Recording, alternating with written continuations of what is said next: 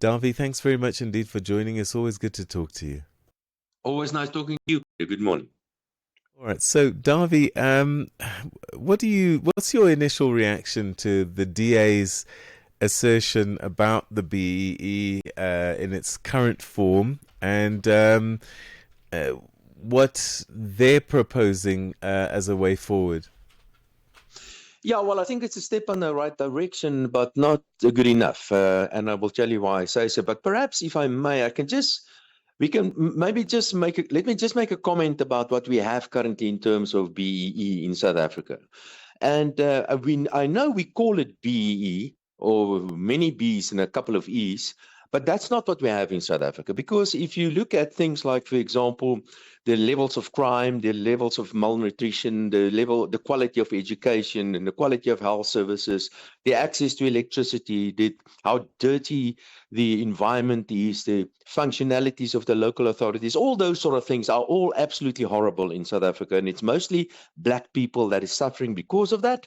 And it's been deteriorating for many, many years now. So to say that we have black economic empowerment in South Africa is simply incorrect, because black people are today much, much worse off than what they were previously. So calling it black economic empowerment is certainly not wrong. What I would call it is black billionaire empowerment. That's what we have in South Africa. Coming to the DA, there are a few proposals that they are making, and some of them I like, but I don't like all of them. Here's what I like.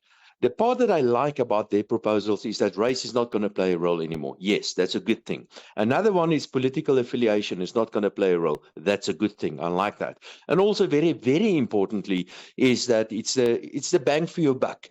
What you get for whenever they procure something, it is the best quality at the best price. That is going to matter.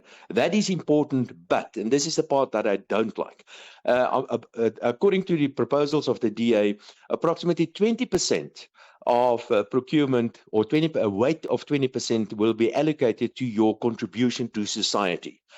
No, don't misunderstand me here. Of course, we all should contribute to society. But this is a bit of a contradiction. The DA says, I'm going to get the best deal for the taxpayer. But at the same time, they say, but I'm also only going to give the money, or going to give the transaction or the contract to somebody that's also making some sort of social contribution. Now, that part I disagree with. And this is why. There's absolutely nothing wrong with the state or the taxpayer supporting the poor in the country. I think we all have a responsibility to provide the social safety net in the country, but it's the way that you do that that is very important. Now, there are a couple of ways that we can support the poor in the countries. Obvious things, like give them world-class education, a safe environment, and the things that I've mentioned previously. But you can also provide the social safety net by way of the various grants, and we do have that. So give a social safety net to the poor by way of the various grants, expand on that perhaps even, but do not include some sort of social norm or social objective when you award contracts to whoever.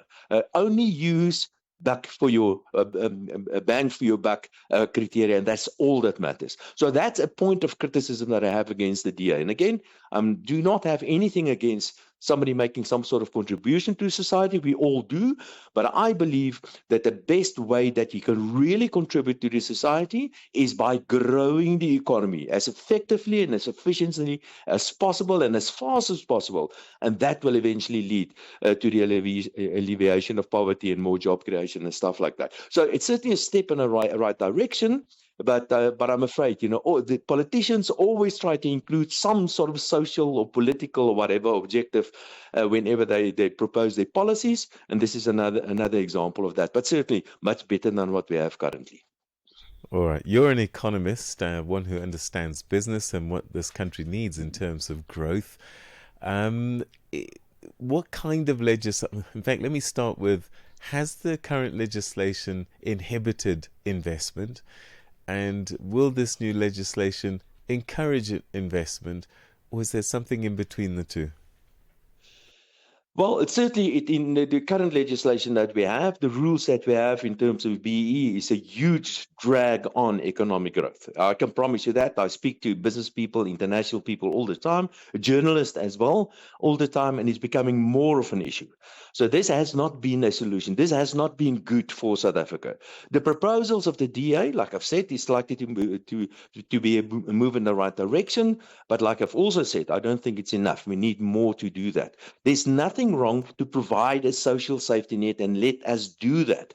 But when it comes to business, what is crucially important to business is that you have to do stuff very, very well. It is a very competitive environment out there, and states or governments need to understand this and to participate. If you really want to have a successful economy, you must say, I want the best in the world, and I want to employ and give contracts to the best people in the world.